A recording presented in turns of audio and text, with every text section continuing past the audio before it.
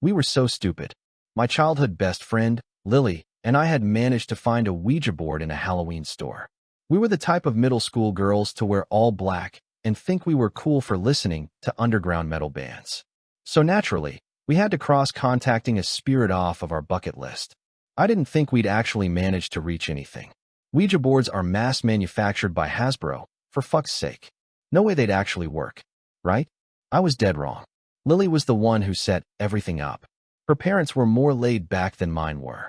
Mom and Dad already weren't fans of my heavy black eyeliner and crummy attitude, so bringing a Ouija board into their home sounded like a great way to get myself grounded. Lily's house was the natural choice. Lily ushered me into her room the second I stepped through the door. Her excitement was bubbling over.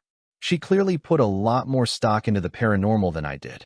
"I've been waiting for this all week," she said, an eager glint in her eyes. "I'm pumped. This is really something," I replied, drinking in my surroundings. Dusk wasn't for another 3 hours, but Lily's room was dark as pitch. Thick blankets were hung over the windows despite the fact that she already had blackout curtains. A circle of candles glowed on the floor, acting as our only light source. The Ouija board sat in the center of the room like a crown jewel. Something about the whole setup made me uneasy. "Come sit," Lily said, claiming her spot to the right of the board. I did as I was told, taking a seat opposite her. "Put your hand on the planchette," she demanded, her gleeful demeanor melting into one of stern determination. Truthfully, she was beginning to frighten me, but I didn't tell her that. Instead, I followed her orders and placed my hand beside hers. "Hello, spirits. Is anyone in the room with us?" Her call was met with a lingering silence. "Is anyone there? Anyone from the other side?" Nothing. Just another moment of tension before she called out again.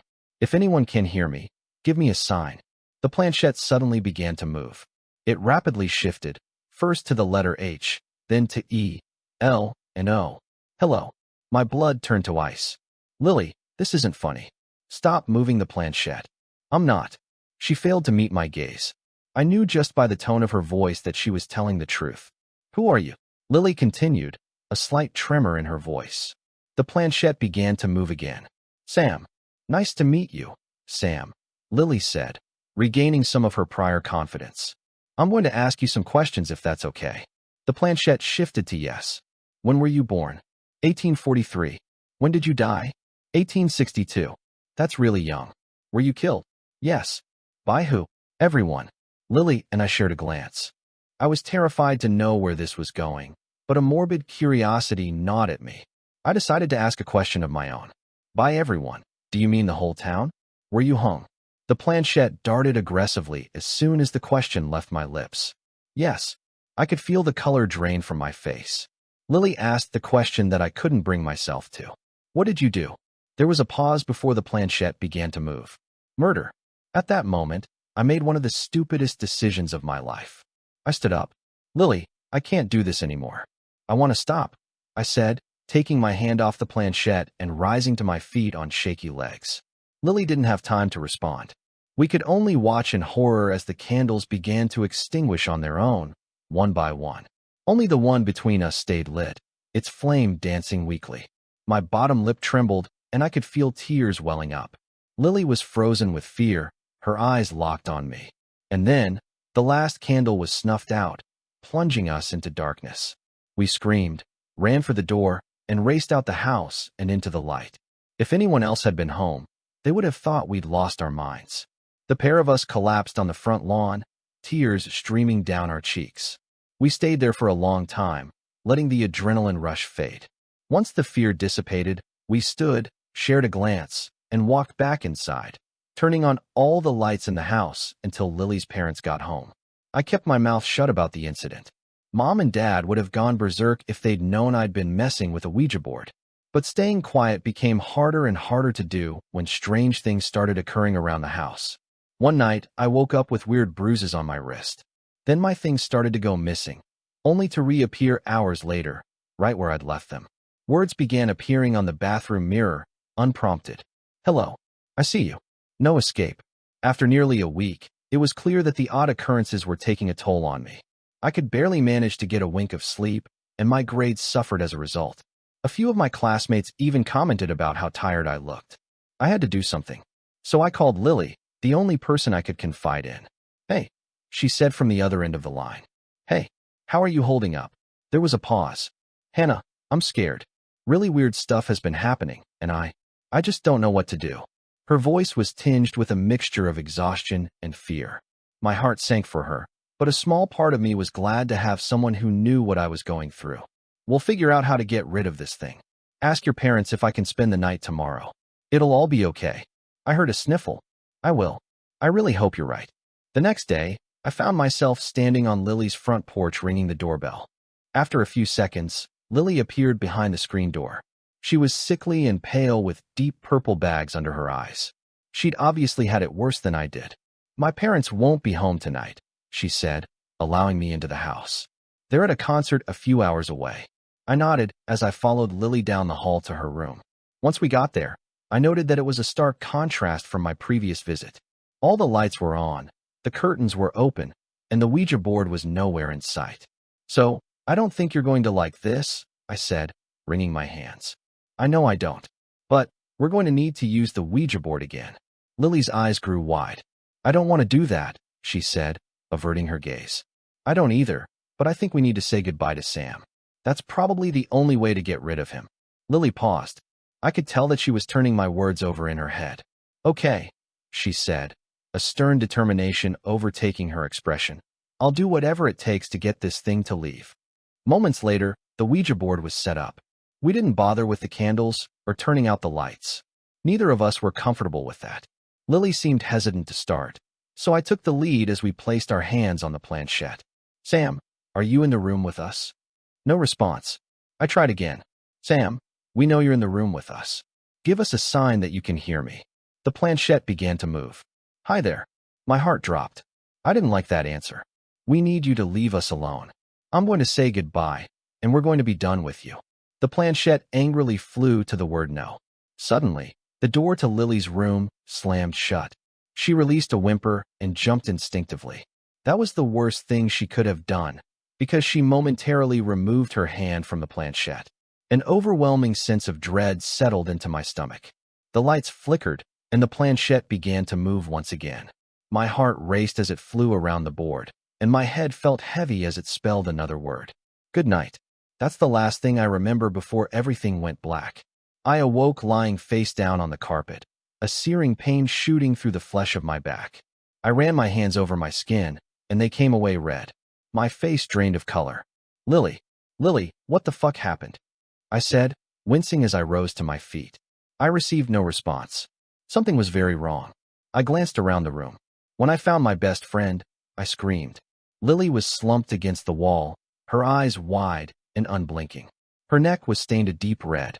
Written across her forehead were 3 letters that have haunted me for the rest of my life. Sam. I scrambled to pull out my phone. I called the police, trying to feel Lily's neck for a pulse. She was cold to the touch. I was frantic when the operator picked up. 911. What is your emergency? Hello, my friend is hurt. I need help. Please, send an ambulance right dash. In my frenzy, my eyes fell to the Ouija board, and the words caught in my throat. I found myself paralyzed with terror as the weight of it all crashed down on me. The blood-splattered planchette was sitting over the word goodbye.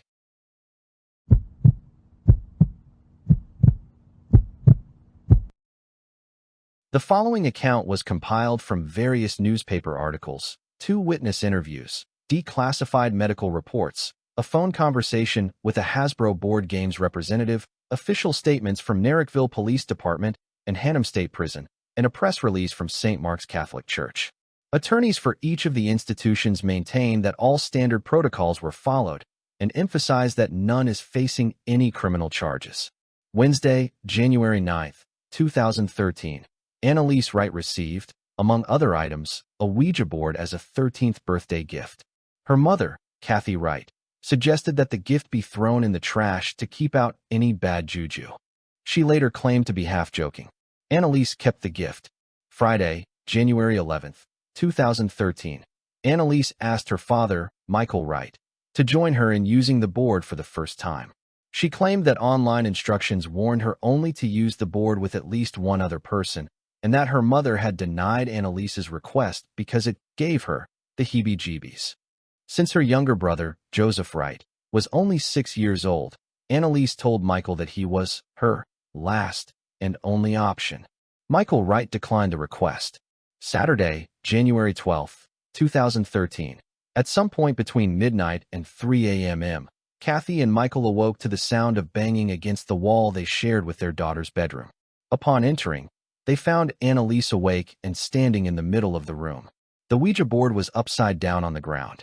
When they asked her about the banging, Annalise claimed that she had a bad dream.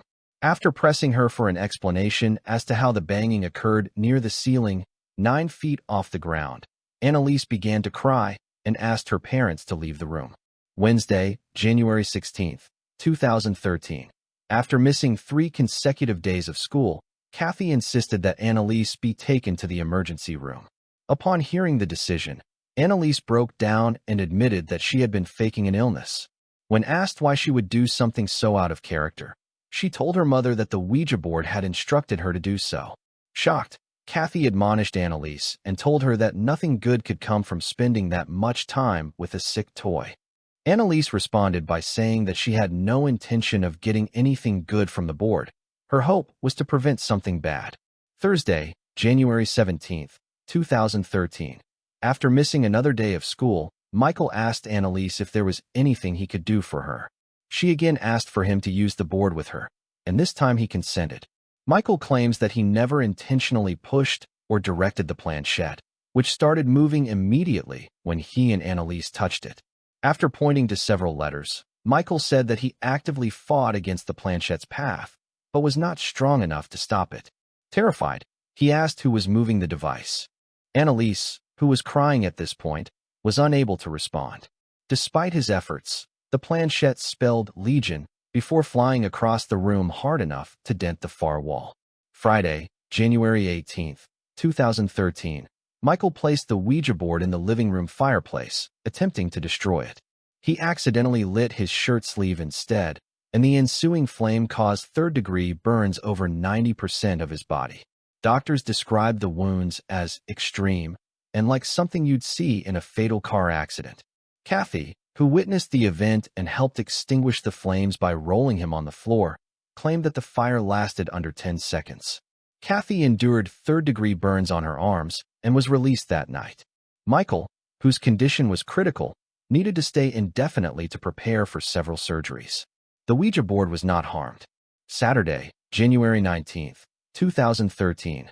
Kathy awoke to the sound of Annalise's screams.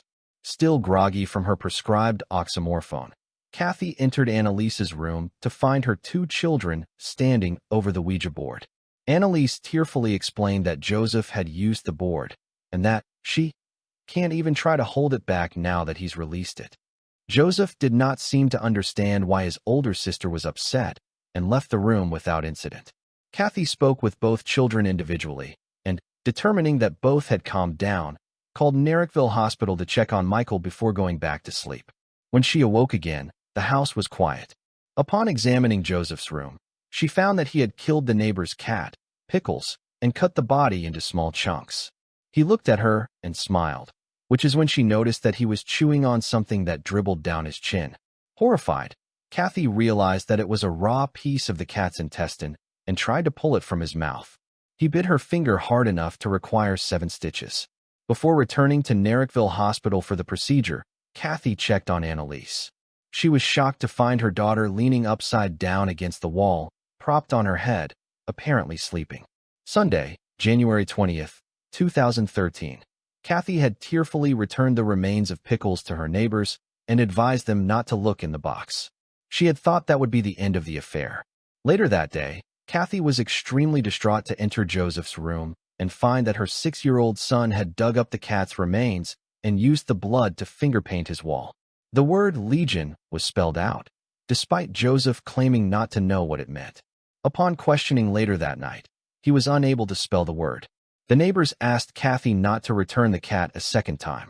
Monday, January 21st, 2013. Kathy had spoken with Naricville Hospital and was told that she could have Joseph restrained at the inpatient psychiatric ward if he was a danger to himself.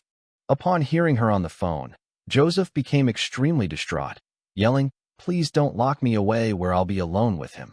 He was unable to explain himself further, instead sobbing inconsolably. Narrockville police were summoned about the cat incident, but there was little they could do about an alleged 6-year-old perpetrator. When the police left, Joseph smiled at Kathy in a way that made her more creeped out than when I found the blood on the walls. Tuesday, January 22nd, 2013. Feeling that she had limited options, Kathy contacted St. Mark's Catholic Church in the hopes of learning about demonic possession. The Wrights were not a religious family. Monsignor O'Connell of St. Mark's questioned whether Joseph had been evaluated by a psychiatric professional, advising that possession is only considered when all other options have been exhausted. She pleaded with him to come and visit the home, and the priest eventually capitulated. Upon hanging up the phone, Kathy turned around to find her son's hand around his own neck with his skin turning blue. He released his own hand just enough to beg his mother to cancel the appointment with the priest.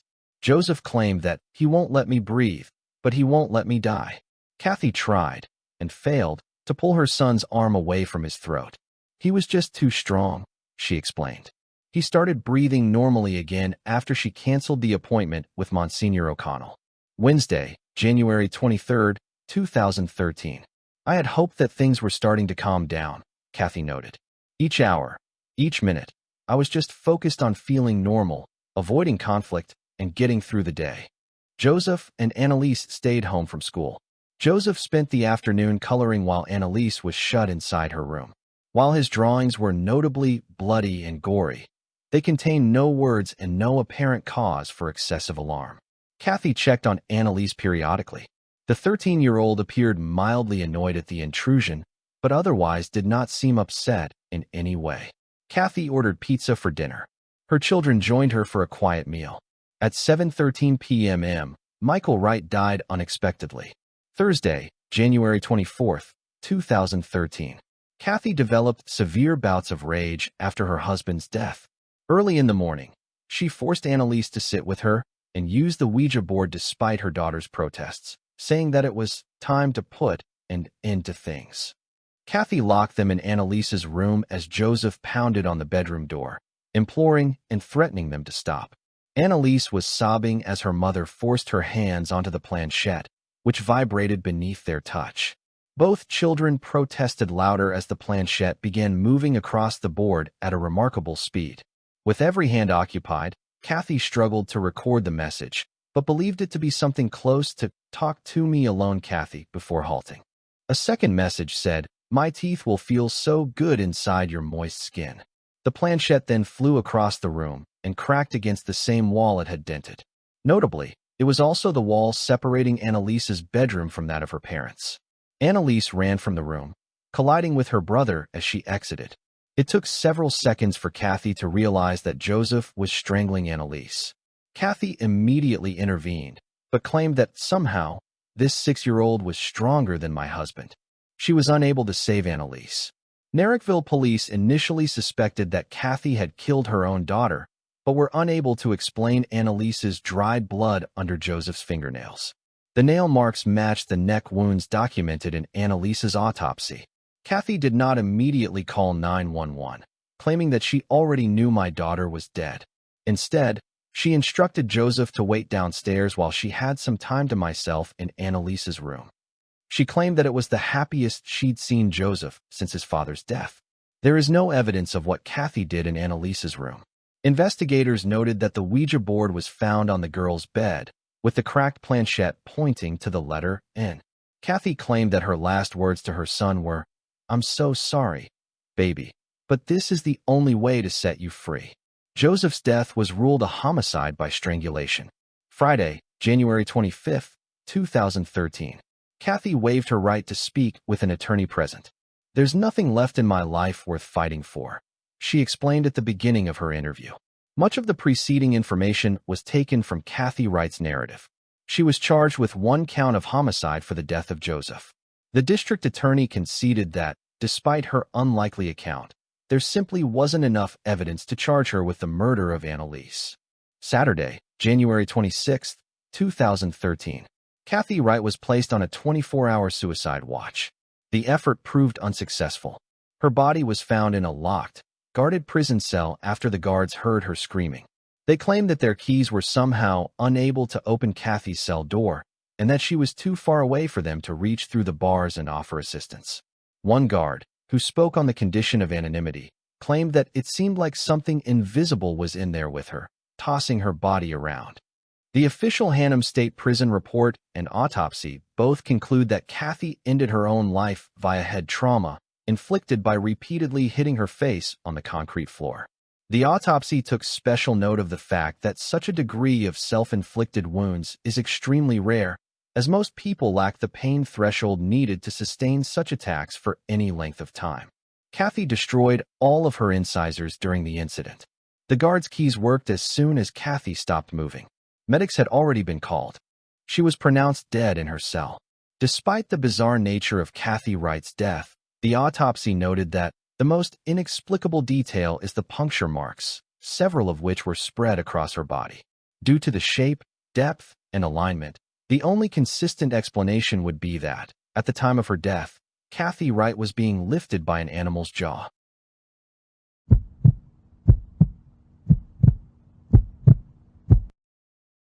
I saw someone else write a Ouija board story, and it reminded me of one of my own, thought I'd share.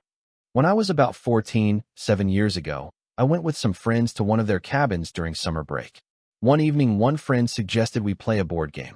So we dug through the closet to find a good game, when we discovered a Ouija board. The friend whose cabin it was said we shouldn't play with it. It was her mom's, and she had warned her to stay away from it, but we decided to anyways. She reluctantly showed us how to set it up and use it. She watched while the other 4 of us used it. Sat in a square, facing each other, knees touching, all that stuff. We started out asking silly questions, such as will we find true love, what were winning lottery numbers, questions little girls ask basically. One friend decided these questions were boring and not daring enough. So she asked if anyone was out there who would properly talk to us. The glass went to yes. She asked for its name, but the glass didn't move. She asked if it would tell us its name. The glass went to no. She asked why not. The glass didn't move. Then she asked if it were a spirit. No. Are you a demon? It very slowly moved to yes. Do you mean us harm? No. Are you in hell? The glass didn't move. Is there a hell? The glass shot to yes, then flew off the board. In a flash, the room became freezing cold, as if it were a winter night in Canada. We screamed and ran out of that room, but the next room was freezing cold too. We ran through the house to outside. We had to go through the kitchen and living room, and both rooms were freezing cold. Once we were outside, it was still as hot as it had been before we went inside. We were still freezing, but slowly warmed up. We just sat outside until the mom got back from visiting a friend. We tried to tell her what happened, but she wouldn't listen and started into the house. She put one foot in the house, then screamed and came back out to us yelling at us, "What did you do?" After we explained what happened to her, she told us that the glass shooting off the board means that the thing we had been talking to had escaped. We had to go back inside. Our stuff was in there. So the mom went around and opened what windows she could from the outside and opened all the doors. She ran inside quickly and opened the other windows, jacked up the heat, and grabbed the couple fans they had. We plugged in the fans and pointed them in the doors so the heat would go inside the house. We waited a couple hours, periodically checking. It was starting to get dark, so we checked again. It was still just as cold as it first was. The heat and the open windows and doors hadn't made a difference. The mom decided we had to leave, so we all ran in quickly, grabbed our bags, then ran out of there, and went back by the fire we had made to warm up while her mom locked up the house. She left the windows open and heat on, and said she'd come back in the morning, and we went to her friend's house. In the afternoon, we all went back to the house. It was still cold inside. We decided to go home, a few days earlier than planned. My friend and her mom went back to the cabin before the end of the summer to close up the windows for winter and turn off the heat. It was still incredibly cold in the house. 2 straight months of incredibly hot weather and the heat on, and it was still as cold as ice in that house. They closed it up as quick as they could, then never went back. It's still there. I've never been back. I wonder sometimes about it, if it's still cold inside, but I'm way too scared to go there to find out.